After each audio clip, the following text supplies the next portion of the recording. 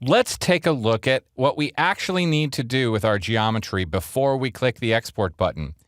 And then we'll see what we need to do with the geometry after we import it into Stingray. Now, the first thing that's really important to understand before you hit the export button is how to stay organized. It's really smart to have a plan. I want to show you a couple things about organizational structure that'll really pay you dividends down the road. So I'm going to bring up a couple folders here just to discuss how I have my projects set up. And so you can see kind of the workflow that I'm working with. I'm working with two different types of data. In this video, we're going to be talking about the 3ds Max data that I'm working with and getting ready to export it. In subsequent videos, we're going to be talking about the Stingray data and the Stingray project files, because each one of those is handled differently.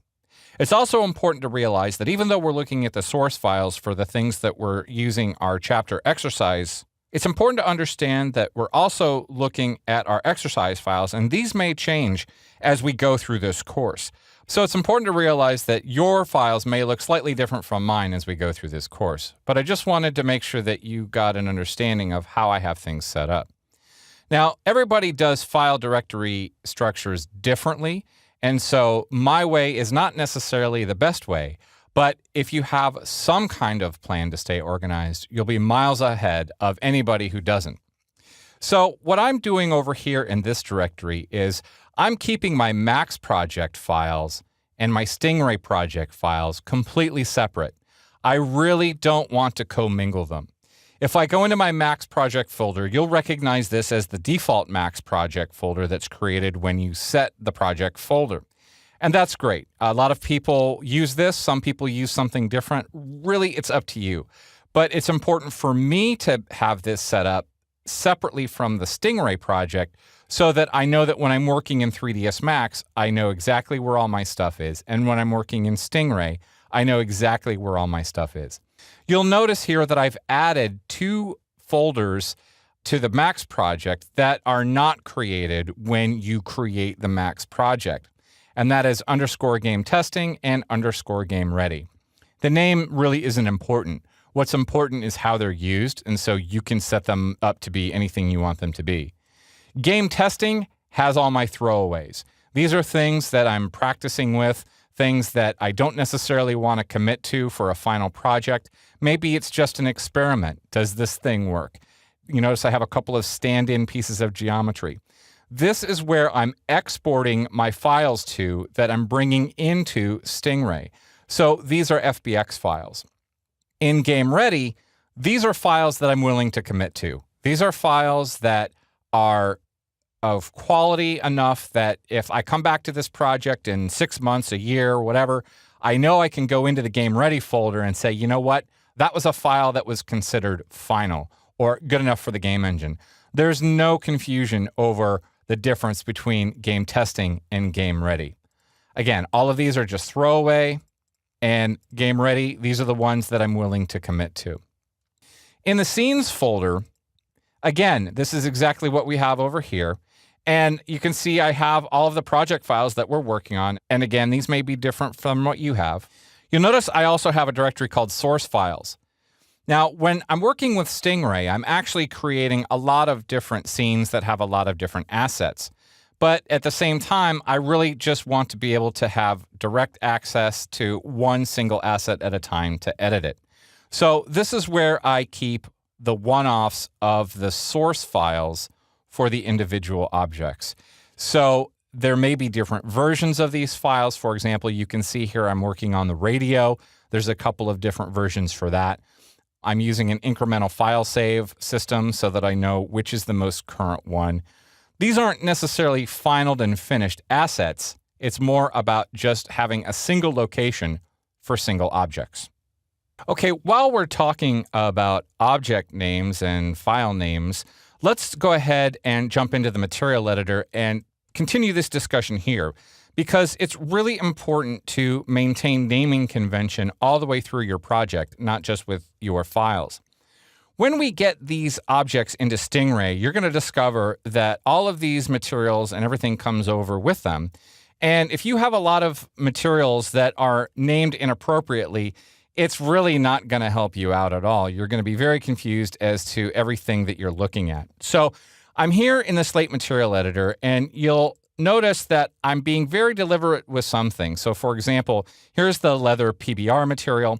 You'll notice that I've put an underscore PBR here to designate that that is indeed a PBR material, and that name will be carried over into Stingray, and I'll know exactly what it is while I'm there. Whereas this next material is a standard material, and it's material number 1062. This is a material that makes absolutely no sense in the context of what it is that we're looking at. Now, I will know that it goes with the sofa because of a system that I'm going to show you in Stingray, so at least I'll have that going for me. But I really want to make an effort to make sure that these materials are named in a way that goes with the model that you're working with. So I'm going to go ahead and rename this material sofa underscore. At this point, if I didn't know anything else about the material, I could leave it like that, and at least I would know that it goes with the sofa. Now, there is one other thing about file naming convention that's really important, and that is that you should really avoid special characters like this £. Any place that you see a space or a special character, you probably want to avoid that, so I'm just going to put an underscore there. And I am going to leave a number designation on there for now in case there's multiple sofa materials. That's kind of a generic name. So I should either track down how this material is being used in the scene and give it an appropriate name, or at the very least, just give it a name that makes sense with the object that it's applied to and make sure that there's no special characters or anything else in there. So we'll just double check the rest of these materials. Everything looks pretty good. There's the throw, there's the sofa legs, the sofa back cushion. Here's our newly renamed sofa material, and here's our leather PBR. If I wanted to, I could even take this one step further and call this sofa underscore leather PBR. And that way we know that it's not just any old leather PBR material. It's a leather material that is applied to the sofa. Okay, so we've got our materials down now. Let's go ahead and take a look at our object names. So I'm going to go ahead and bring back a Scene Explorer here. And let's go ahead and take a look at everything that's in the scene. Now, fortunately, I've already gone through here and cleaned everything up. But I know, based on my own personal history, that when I'm doing a lot of modeling and not paying a lot of attention to things, I have a lot of different objects. Perfect example here are these Omni lights that are in the scene. I have done nothing to give them an original name. Now, fortunately, I don't need to bring these into Stingray, but I really want to make sure that any of my objects are also named appropriately. So if I select the sofa base object, I can tell, okay, that's great. But now I have an object here that's just named cushions. Sure, that's better than just leaving it as, box 24. But we should probably take the extra step to actually name it something that goes with the original object that we are working with. So I'll go ahead and name this sofa cushions. And we might also have other books in the scene, so I'm going to go ahead and rename this object sofa book so that we know that it is on the sofa. And I'm going to do the same thing here with the sofa throw blanket. Now my scene is set up. I have everything in here that I want to send over to Stingray. The last thing that we need to do before we actually export the geometry is we want to make sure that our pivot point is in the right place. So I have the object selected here, the base sofa, and I'm orbiting around it just to double check where it is, and I can tell that it's not located in the center of the object. And for that matter, I've also noticed that I have several separate objects in the scene that it would probably be wise if they were all combined into one single object. Now, that doesn't mean I can't edit them later. I can certainly do that, but it'll just keep things more organized in Stingray if I attach them. So I'm going to go ahead and select the base of the sofa, and over on the Modify Command panel, I'm going to make sure that's an editable poly, which is a completely collapsed object. If it's not an editable poly, to make it an editable poly, all you have to do is right-click and say editable poly.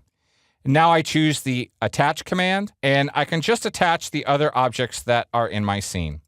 Now you will get a dialog box that gives you the opportunity to combine all the different materials into one material, and it says match material IDs to material. This is going to basically make a multi-sub-object material for us. And we'll go ahead and say OK to that. And we'll go ahead and add the sofa book, and we'll have the same dialog box. And this is great. We now have one object. It's going to be so much easier to use that in Stingray as opposed to having cushions and throws and books and all that other stuff. So all we have to do now is get this pivot point in the right location, and we're ready to export. So to do that, we're going to go to the Edit drop-down menu, and we're going to get the Transform toolbox. The Transform toolbox has a bunch of different commands in it that makes it easy for us to relocate the pivot point of this object. So the first thing we're going to do is we're going to get it into the center of the object. And all I have to do is under the Align Pivot section, I'm going to say Center and then Align Center. And it has now aligned the pivot point to kind of the geographic center of this piece of geometry. Now, some people may want to just leave it there. They think, oh, it's in the center of the object. That's the way it's supposed to be. But that really won't help us in Stingray, because when we bring an object into Stingray, Stingray is going to give us the opportunity to place that object into the world based on where its pivot point is located on the geometry.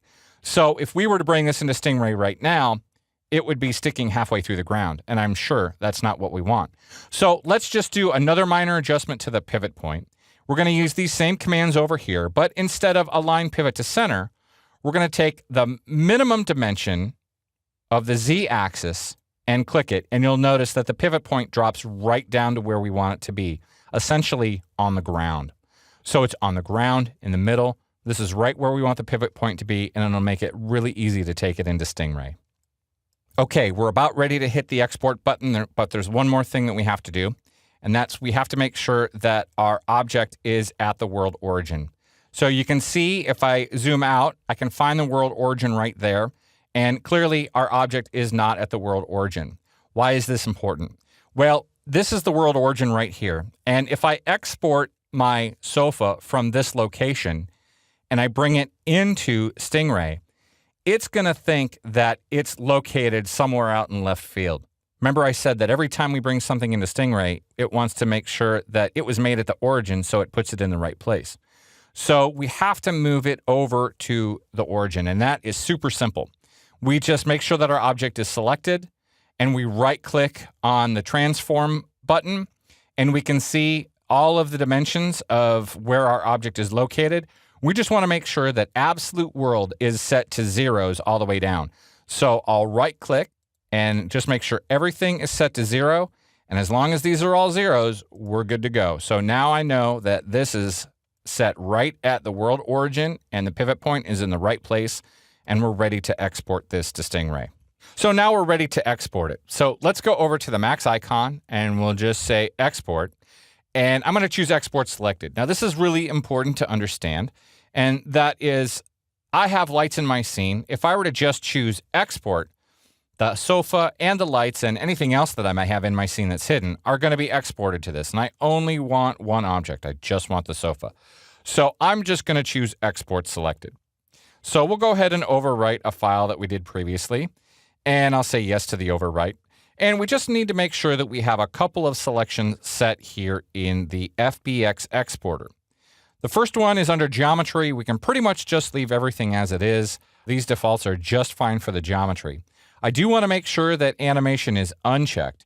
Even if I have an object that has no animation, but this checkbox is checked, it will generate some extra files that will be imported into Stingray that we just don't want or need for objects that aren't moving. So we want to make sure that that is unchecked.